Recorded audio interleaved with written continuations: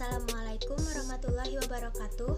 Perkenalkan, nama saya Irma Nurhayati dari kelas manajemen 2B dengan NPM 2101068, mahasiswa Sekolah Tinggi Ilmu Ekonomi Latifah Mubarakiyah Suryalaya. Saya akan memaparkan materi mengenai korupsi dan hancurnya keadaan bangsa untuk memenuhi salah satu tugas UTS Pendidikan Anti Korupsi dengan dosen pengampu Bapak Abdul Abbas, Eskom IMAG. Korupsi adalah istilah dari bahasa Latin corruptio yang bermakna busuk, menyogok, memutarbalikan, mencuri, maling. Dampak korupsi terhadap suatu negara, yaitu melambatnya pertumbuhan ekonomi suatu negara, menurunnya investasi, meningkatnya kemiskinan, meningkatnya ketimpangan pendapatan, menurunkan tingkat kebahagiaan masyarakat suatu negara. Korupsi dan hancurnya keadaan bangsa. Korupsi telah menjadi sistem dalam kehidupan ketatanegaraan kita, sehingga sulit untuk diberantas. Meskipun sudah ada kejaksaan, kepolisian, atau KPK yang bertugas menangani dan menangkap koruptor, namun korupsi di negeri kita semakin menggurita dan merajalela di setiap instansi pemerintah. Korupsi tidak mudah diberantas, bahkan sampai dunia kiamat pun korupsi akan tetap ada. Korupsi adalah sumber kehancuran bangsa dan negeri ini, dan itu sudah terbukti ketika Orde Baru yang dikendalikan Jenderal Soeharto akhirnya harus runtuh oleh gerakan reformasi rakyat dan mahasiswa. Munculnya partai yang menanamkan diri gerakan perubahan, memunculkan harapan baru akan adanya perubahan dalam sistem ketatanegaraan dan bisa memberantas korupsi atau dapat menegakkan Pancasila secara murni dan konsekuen. Pancasila sekarang sudah dihianati oleh para pejabat negara. Bahkan simbol Garuda yang disimpan di setiap kantor pemerintah yang di situ melambangkan Pancasila hanyalah formalitas belaka, sebab dalam kenyataannya mereka mengkhianati ideologi negara. Maka jangan heran kalau APBN diputarbalikan bukan untuk kepentingan rakyat, tetapi dipergunakan untuk memperkaya diri melalui korupsi secara sistematis. Pejabat negara dan politikus mudah mempermainkan uang negara, sebab mereka sama-sama mempunyai kepentingan untuk mempertahankan kekuasaan, yang artinya merampok uang negara secara halus. Redupnya masa depan bangsa. Redupnya bangsa benar-benar menjadi sebuah realitas tak terbantahkan, dan kondisi ini benar-benar semakin mempertontonkan bahwa itulah kenyataan mengenai bangsa yang sedang redup. Akibat perilaku para elit yang tidak memedulikan kepentingan rakyat di atas segala-galanya. Uang rakyat yang berada di kas negara tidak dimuarakan untuk membangun kehidupan rakyat yang merdeka dan bermartabat. Uang rakyat tidak dikelola dengan baik untuk sebesar-besar kemakmuran rakyat.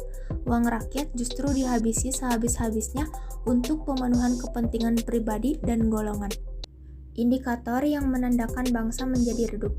Yang pertama, hilangnya keinginan untuk berbuat yang lebih baik. Para pemimpin di republik ini sudah tak mampu memberikan kerja-kerja pembangunan yang berkedaulatan dan bermartabat. Para pemimpin telah menggadaikan idealismenya untuk sebuah tujuan sempit dan kerdil. Hal ini membuat bangsa tak mampu didorong menjadi lebih baik ke depannya.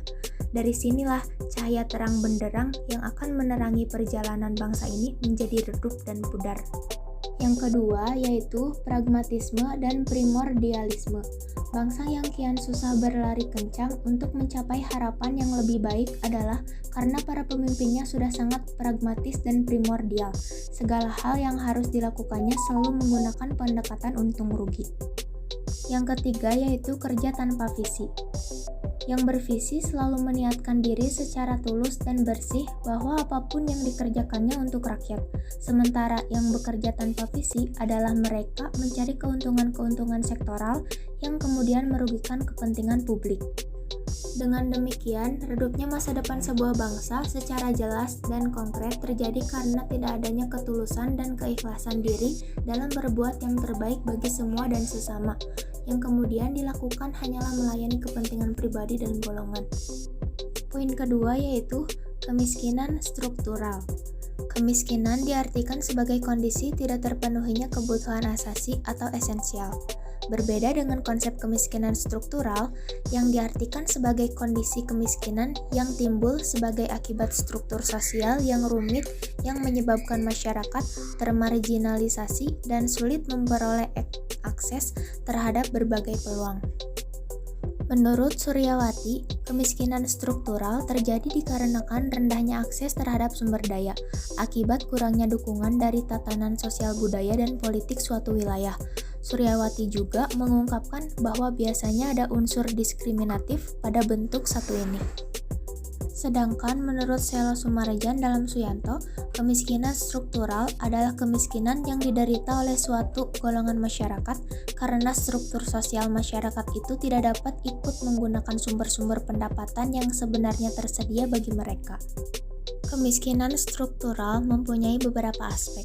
Yang pertama, kemiskinan dalam bidang ekonomi adalah pendapatan yang lebih rendah daripada kebutuhan pokok, pemilikan aset ekonomi yang terlalu sedikit, produksi barang atau jasa yang terlalu sedikit dan dengan harga murah.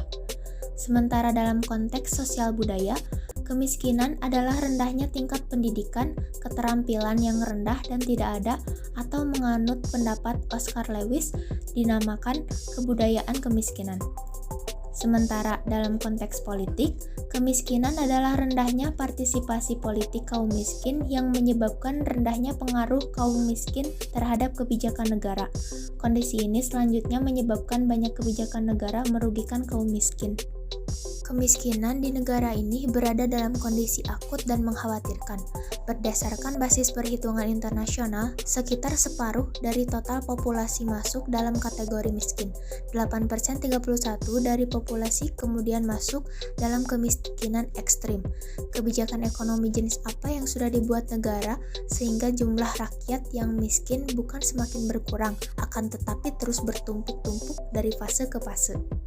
Pasalnya, negara tidak mampu membuat sebuah terobosan kebijakan ekonomi politik yang dapat membebaskan rakyatnya dari persoalan-persoalan kemiskinan dengan segala anak pinaknya. Negara menghadirkan dirinya sebagai pemusnah massal bagi kehidupan rakyat. Negara sudah mengabaikan tanggung jawab, mandat politik, dan amanatnya dalam rangka bekerja sebaik-baik mungkin bagi keberlangsungan hidup rakyat.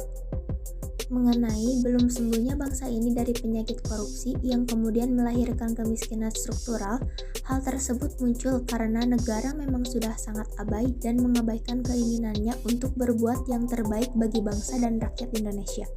Di manakah ruang kesadaran negara dalam memahami fenomena kemiskinan-kemiskinan yang dihadapi rakyatnya yang diakibatkan oleh kebijakan-kebijakan anti rakyat? Di manakah ruang kepedulian sangat tinggi dari negara dalam rangka melakukan kerja-kerja pemanusiaan rakyat miskin? Memanusiakan rakyat miskin dalam konteks ini dimaknai bahwa negara sudah seharusnya mampu memerhatikan kehidupan rakyat miskin dengan mengambil peran aktif dan progresif dengan mendorong kebijakan-kebijakan yang berpihak kepada rakyat, bukan justru menyakiti rakyat. Sekian pemaparan materi dari saya. Mohon maaf apabila terdapat banyak kesalahan. Wassalamualaikum warahmatullahi wabarakatuh.